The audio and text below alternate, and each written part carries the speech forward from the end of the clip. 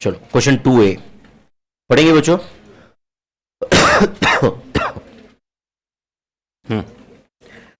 The cost particulars of cotton yarn manufactured by a textile mill in April 26 are as follows. पढ़ रहे question बच्चों. Cotton bales, other materials, direct wages में 75 skilled man, 40 unskilled man, for how many days per day, उसका wages क्या है सब दिया हुआ है ना. Direct expenses, hire charges of special equipment 9000, power and fuel rupees 3000. कोई डाउट नहीं कि ये डायरेक्ट एक्सपेंसेस है, खुद बोला है उन्होंने. Administration overheads related to production 45,000 and works overheads are 160% of direct wages. Selling and distribution expenses भी दिए हुए हैं आपको. सेलिंग प्राइस पर कॉटन यार्न दिया हुआ है आपको, कितना है बोलो 600. एडिशनल इंफॉर्मेशन, कितना कॉटन यार्न प्रोड्यूस हुआ है 1500. Waste cotton and chemical scrap realized, waste cotton and chemical scrap realized during the manufacturing process amounted to 23,500. There are no opening stock, closing stock of raw material and finished goods. You are required to prepare a cost statement. Basically cost sheet बना रहे हैं. सब सिर्फ एक ही adjustment है इसमें, waste cotton and chemical scrap. सिर्फ आप मुझे बताओ ये कहां डिडक्ट करेंगे. ये पैसा आ चुका है ना, मटेरियल से डिडक्ट करेंगे. मतलब ये sale of raw material scrap है क्या. दो जगह रहता है कॉस्ट शीट का फॉर्मेट, याद करो. याद है आपको. ग्रॉस वर्क्स कॉस्ट आता है, ग्रॉस वर्क्स कॉस्ट या gross factory cost, add opening WIP less closing WIP, net factory cost. And सुनो इसमें डब्ल्यूआईपी तो है ही नहीं. Net factory cost, add administration overheads related to production, plus primary packing, याद है क्या, plus quality control, research and development cost, याद है आपको, less credit for recovery is equal to cost of production. मुझे ऐसा लगता है कि ये क्रेडिट फॉर रिकवरी में आना चाहिए. आपको क्या लगता है. क्योंकि यहां पे कहीं पे ऐसे दिख नहीं रहा है कि this is sale of raw material scrap. ये क्या बोल रहा है, वेस्ट कॉटन बोल रहा है and chemical scrap, and chemical scrap during the process बोल रहा है ऊपर से, ड्यूरिंग द प्रोसेस. तो मुझे लगता है कि it is more appropriate to consider it as, बोलो सेल ऑफ, बोलो sale of scrap, not sale of raw material scrap, sale of scrap. या अपन इसको बोलते हैं मिसलेनियस इनकम, क्या बोलते हैं, या क्रेडिट फॉर रिकवरी, क्या बोलते हैं इसको, क्रेडिट फॉर रिकवरी. समझ में आ रहा है आपको. ये करेंगे वैसे ही सॉल्व. फिर वो छोड़ के तो बाकी सब तो स्ट्रेट फॉरवर्ड इंफॉर्मेशन है. करेंगे सॉल्व हम. अगर इस आंसर को और सेव करना है तो हम क्या कर सकते, क्या नोट लिखेंगे, बोलो. वी हैव कंसीडर्ड ₹23, कितना है वो 23,500 as sale of scrap oblique credit for recovery. Correct और नॉट. मैनेजमेंट में कंसीडर दिस एज, हाँ बोलो, sale of raw material scrap if appropriate. If उनको एप्रोप्रिएट लगता है तो वो करे, है या नहीं. अब बताओ ये नोट के बाद में हमारा आंसर कोई गलत कर सकता है क्या. हम बोल रहे भाई वैसे भी क्या है, वो दोनों में से एक जगह आने वाला है. करेक्ट और नॉट. कुछ जा रहा है दिमाग में, बोलो क्या लिखो बताओ. अदर ये एडजस्टमेंट छोड़ा तो इस क्वेश्चन में कुछ भी नहीं है. और write down answer 2A.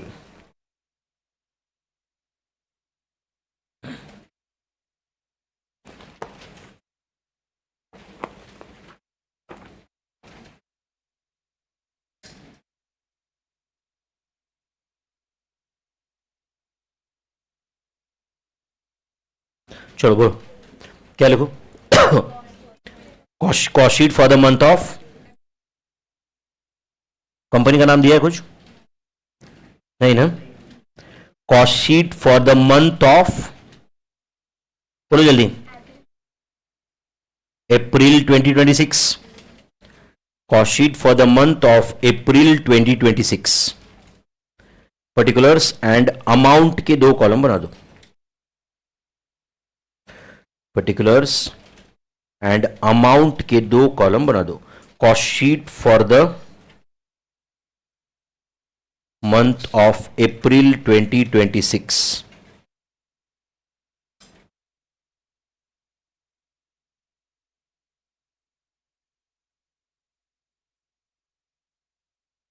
Particulars amount के 2 कॉलम।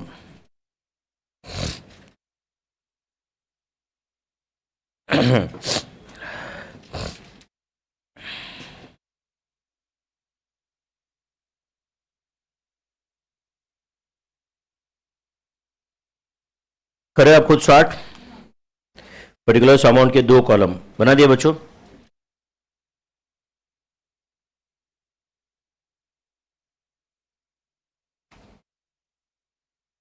बोलो कहां से स्टार्ट करो। Direct material consumed. Direct material consumed. अच्छा, डायरेक्ट मटेरियल कंज्यूम्ड में 2 मटेरियल है क्या यहां पे? पहला कौन सा है? कॉटन बेल्स, BALES ना। और क्या है दूसरा? Other materials. Other materials. Cotton bales कितना किलो है, क्या है ये? 2000 kilograms at a rate of 120 per kilogram. Next 600 क्या? 600 ना kilograms at a rate of rupees 85 per kg. ये दोनों नंबर इनर कॉलम को लिख दो, टोटल आउटर कॉलम को ले लो। पहला कितना है? 2,40,000 and 51,000। 2,91,000 direct material consumed. B direct wages. Direct wages में भी कोई 2 है क्या? क्या क्या है? Skilled and unskilled. Skilled unskilled. अच्छा, स्किल्ड वर्कर्स कितने? 75 वर्कर्स। अच्छा, एक महीने में कितने दिन काम करते? Into 25 days into ₹60 per day. And unskilled कितने वर्कर्स है? 40 workers into 25 days into ₹30 per day. ₹30 per day. ये 2 नंबर इनर कॉलम को लिख दो, टोटल आउटर कॉलम को ले लो। तो 75 इंटू 25 इंटू 60 का आंसर इज 1,12,500। एंड नेक्स्ट तो 40 into 25 into 30 is 30,000। Outer column 1,42,500। और कुछ है? डायरेक्ट एक्सपेंसेस भी है, ठीक है। Direct expenses. डायरेक्ट एक्सपेंसेस में क्या कुछ उसमें भी इनर कॉलम को कुछ आने वाला है? हाँ बोलो क्या क्या? कौन से charges? Hire charges of machinery. क्या? Hire charges of special equipment. मतलब ये स्पेसिफिकली ये काम कंप्लीट करने के लिए लाया रहेगा वो स्पेशल इक्विपमेंट। समझ है ना? कितना है वो? 9,000। एंड पावर एंड फ्यूल है क्या? पावर एंड फ्यूल कितना? 3,000। Outer column 12,000। तो इन तीनों के टोटल को क्या बोलेंगे हम लोग? प्राइम कॉस्ट या डायरेक्ट कॉस्ट, जो बोलना है बोलो, बराबर है ना? तो write down D prime cost. Prime cost A plus B plus C। Answer दो। 4,45,500। 445,500। अभी क्या है? फैक्ट्री ओवरहेड्स, या तो ऐसे लिखता हूं फैक्ट्री ऑब्लिक वर्क्स ओवरहेड्स। क्या दिया उसमें उन्होंने? 160% ऑफ डायरेक्ट वेजेस। ठीक है, फिर तो टेंशन नहीं है, डायरेक्टली ले सकते हैं हम लोग। कैसे लो बोलो? B इंटू 1.60 लिखा चलता है क्या? 160% मतलब भी 1.60, बराबर है ना? तो 142,500 इंटू 160%, 2,28,000। तो ये D प्लस E क्या आ जाएगा? अच्छा, WIP कुछ नहीं है ना, तो क्या आएगा बोलो? फैक्ट्री कॉस्ट आ जाएगा ना? फैक्ट्री ऑब्लिक वर्क्स कॉस्ट है कि नहीं बच्चों? Is it D plus E? 673 500। और कौन सा कॉस्ट है? Administration overheads related to production है क्या? ऐसा दिया है क्या रिलेटेड टू प्रोडक्शन? ठीक है, नहीं दिया होता तो हम कुछ तो एक एजम्पशन करते फिर, आइदर रिलेटेड टू प्रोडक्शन और जनरल। उन्होंने स्पेसिफिकली दिया है ना, एडमिनिस्ट्रेशन ओवरहेड्स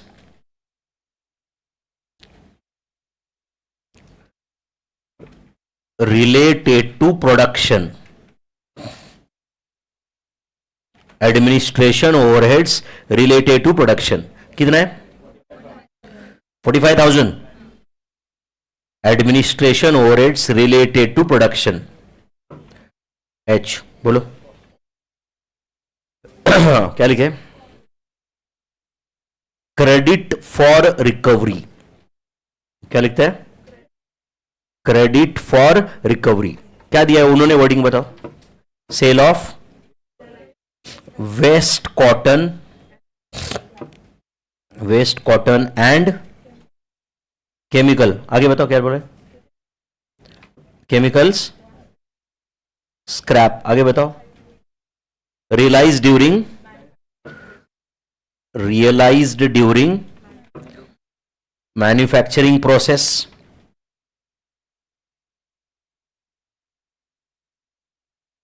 कितना है? 23,500। आए क्या मिलेगा इससे आपको? COGS मिलेगा ना? वैसे कॉस्ट ऑफ प्रोडक्शन बोलना चाहिए, बट यहां पे कोई ओपनिंग स्टॉक क्लोजिंग स्टॉक है नहीं, तो can I call it as cost of production of, बोलो, गुड्स सोल्ड। ऐसा बोल सकते हैं क्या? Tell me, is it F plus G minus H? तो 673,500 plus 45,000 minus 23,500, 6,95,000। Cost of production of goods sold मतलब COGS है ये। और क्या सेलिंग एक्सपेंसेस कुछ है क्या? क्या एक्सपेंसेस है? क्या बोला उन्होंने? Selling and distribution expenses.